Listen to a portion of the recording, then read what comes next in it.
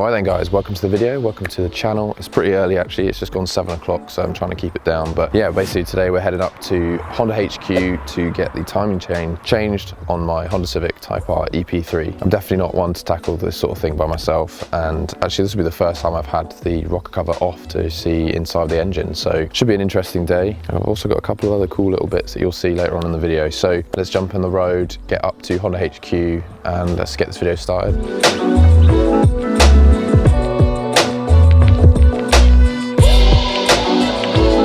So guys, we've arrived. We're here at Honda HQ and the car's already in getting pulled apart, so as you can hear. So yeah, I'll walk you through the day because I don't know really what's going on either. So yeah, let's get into it. Let's get inside and let's get on with it. This is the first time I've ever seen under the rocker cover, and the engine looks in pretty good condition, so I'm quite happy about that. Nothing out of place, nothing looks worn. I've been here 15 minutes and it's already in bits. So I'm getting the front crank seal changed as well because it's got a slight leak. It's just maintenance stuff that you might as well do for the sake of a tenner extra. That means I don't need to pull it apart again in the future. So it's just stuff like that, which there may be other things as we go through the day that will be like that, but I'd rather get it all sorted now and buttoned up in one go rather than having to deal with each one as they fail in the future, if that makes sense. I also thought it was worth mentioning that I don't really need this doing right now. There's nothing actually wrong with my engine. There's nothing wrong with the timing chain. I don't actually have to get this done. I just thought for peace of mind and the fact that it's under 120,000 miles, I just thought now was the time to do it before the map and all of that sort of stuff. I'll also show you what I've got to go back on this because I'm not putting the other rocker cover back on. So I'll show you that now.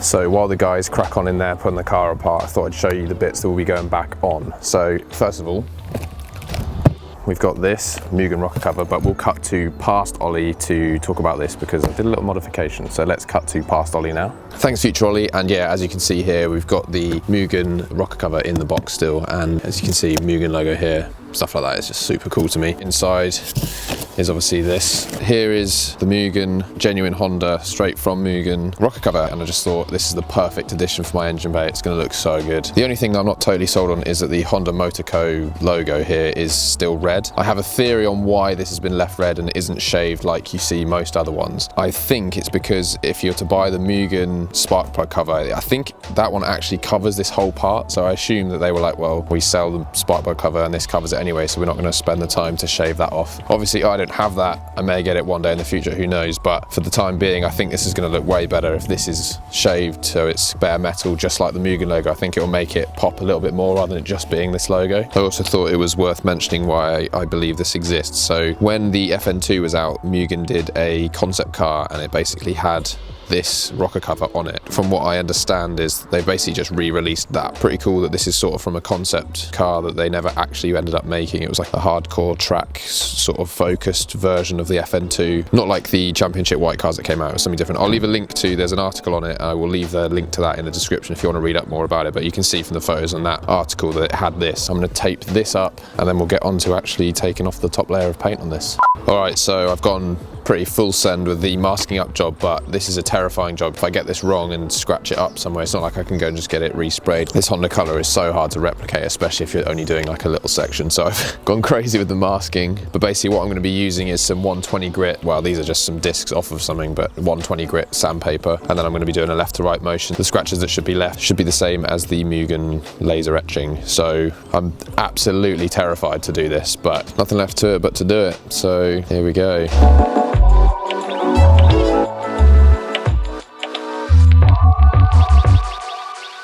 And there we go guys, that actually wasn't as bad as I thought. The paint came off a lot quicker. This is definitely going to make a massive difference, so let's unmask this and see how it looks. So the other reason I taped it up and covered it as much as I did is because I didn't want any of that paint to go anywhere inside anything or whatever. Like if the paint was going to come off in chunks or whatever, I didn't know. Never done anything like this before, so.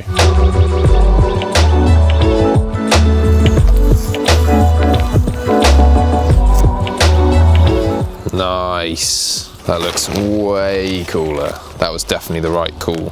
Definitely. Have a look at that. So I'm going to clean it up a little bit. I can just see a little bit of remnants. How much cooler does that look now? I feel like it makes the Mugen logo pop a little bit more as well. So sick. Very happy about this. Right, let's get back to future Olly. As you can see, this thing is going to look amazing. I cannot wait. Since that clip, actually, I've had this thing for months just sitting waiting for today, so I'm super excited to get this on and finally have like a fresh looking engine, and the fact that it's genuine Mugen, oh, so good. Right, anyway, got a fresh genuine Honda gasket as well, so that will go on with that. And also I've got two shout outs for this. First shout out is thanks to Kaizen for sending these to me, but the only reason these got sent to me is because of you guys using my discount code. Kaizen were basically, as a thank you, were like, have these, make the engine bay look even better. It's going to be a perfect pairing with that, and this is basically all thanks to you guys using my discount code, shopping with Kaizen and trusting them. I really appreciate you guys for trusting me with stuff like that, and I'm glad that you guys got products. Save yourself some money. So here's a closer look at this Skunk 2 low profile washer kit. It's going to look super nice. I've gone for the black washer because I think it'll contrast really nicely with the red, and all the other black and stuff goes with the rest of the engine bay. Links to this, the rocker cover, all of that stuff, all will be in the description. You can check out my page on the Kaizen website or just use the links down below to pick this stuff up if you're thinking of getting it for yourself. Pretty hyped on this because this is sort of like one of those little things that when you add them all together really make the difference. So big shout out to you and big shout out to Kaizen for sending these out as well. Let's get back inside.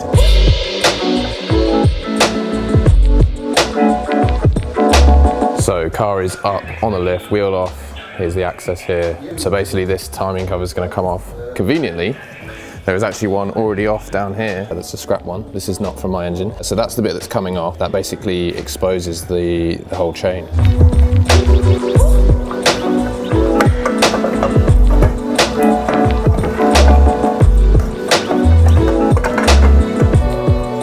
I just pulled a light out so you can get a better look at this. I guess you would also want to have a closer look at the engine so you guys can make your own call on what you're seeing.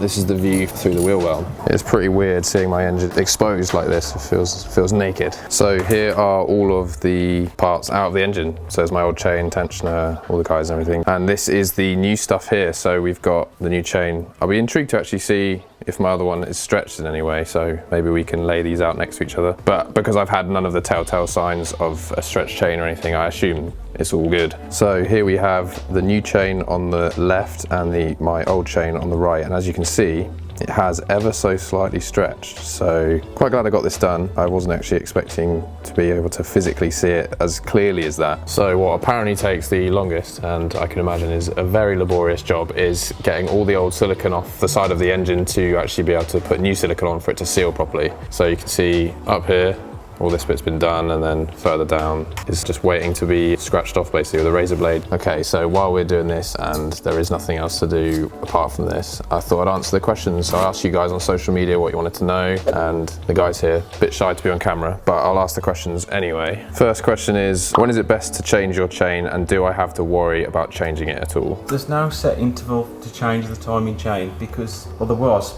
at 100,000, but Honda dropped it from the service schedule. So now a lot of people just do it for like peace of mind around the 100k mark, but there isn't actually a set time to change it unless you're issuing problems with the timing chain. But 9 times out of 10, if the chain is stretched beyond its limit, you'd get a fault code for a cam position sensor anyway. Genuine Honda or aftermarket, any benefits or differences? Definitely genuine Honda. I know you can get like Toda chains as well, which are obviously really good, but if it's like a standard EP3, I'd definitely, any standard Honda, I'd stick with OEM Honda.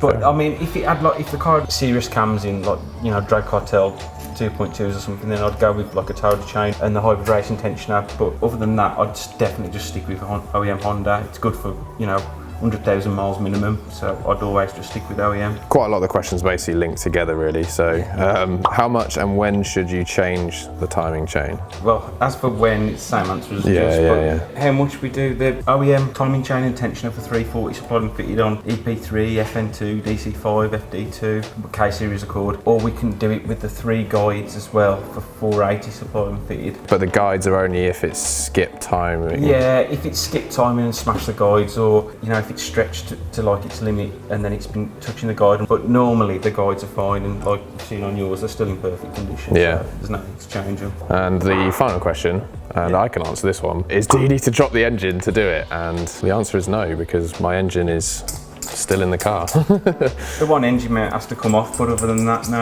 I feel like it is a job you could tackle by yourself if you wanted to.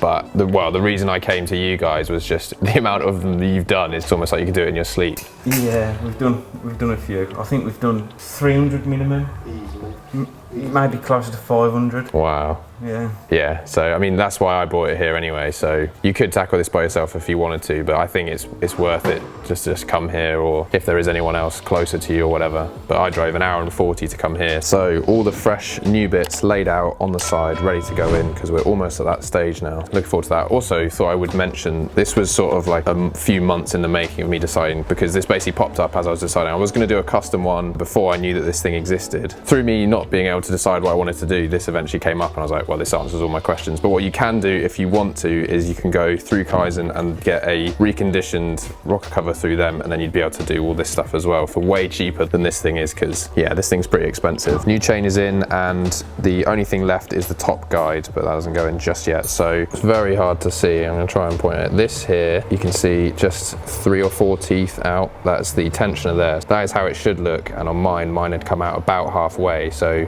that basically compensates for the stretch in the chain if it does start stretching. So this is basically got the Honda Bond liquid gasket on it, ready to go back in, but also thought it was worth mentioning, this is an inspection cover for if you want to check the tensioner. You can check it without taking everything out. Down it goes.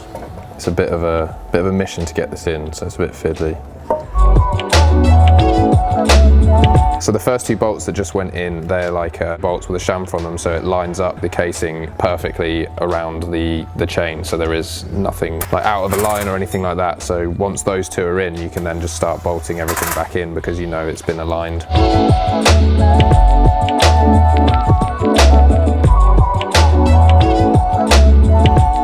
And there we go, timing chain is completely done, and now we're moving on to the valve clearances. I just thought it was something worth doing while it's all apart. I don't have to get multiple gaskets or whatever, it all just gets done at one time. And I should apparently notice the difference, so I'm hoping that's true, and it should feel a little bit more responsive, because I am pretty certain this has never been done on this engine. I could be wrong, it may have been done before I owned it, but in the last 40,000 miles of me owning it, it hasn't been done. So I should hopefully notice a difference. So yeah, you can see that one's pretty loose there. It looks like these have been done before, because they're not miles out, or at least nowhere near as far out as you're thinking, right? Yeah, they're not as bad as I'd have thought. Yeah, it's good to know that this isn't the first time it's being done after 120,000 miles. Like I said, I've never done it, so it's good to do it after around every 40,000-ish miles anyway. And as I've done that, let's say they were done just before I bought it, it's now time to do them anyway.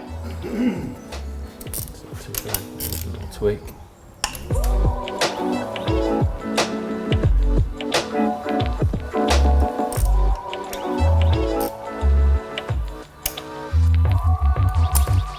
The rocker cover is getting prepped now. Some grease has gone in where the spark plugs go. The good thing about this rocker cover is it actually comes with the spark plug rubbers, which is something you'd have to buy if you weren't doing it. So that's a benefit to buying this one, not that it actually saves you any money. And then the rocker cover gasket is in as well. The only thing missing currently is the Honda Bond needs to go on the corners, but that's not going to go on until the surface is cleaned up and it's actually ready to go on. And there it is.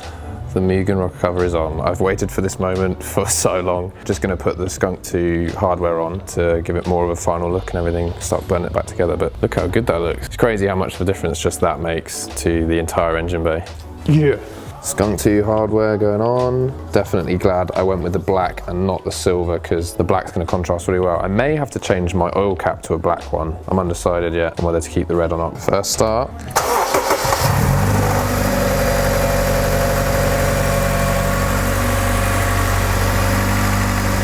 Nice. So yeah, it's all back together obviously as well, so look how good this looks. I'll get proper shots of it once I'm outside or once I'm home or whatever, probably show you how this looks, but yeah, already it looks so much better. So there we go guys, car is out. First time I've seen it in the daylight and it looks super, super good. What I'm going to do is I'm going to drive home, see if I can feel any difference with the valve clearances, stuff like that, and then I'll update you. It looks so good. It looks so, so good. So yeah, basically I'm going to say bye to the guys and then drive home, and then I'll let you guys know if there's any differences or whatever. So I'll see you guys when I'm home.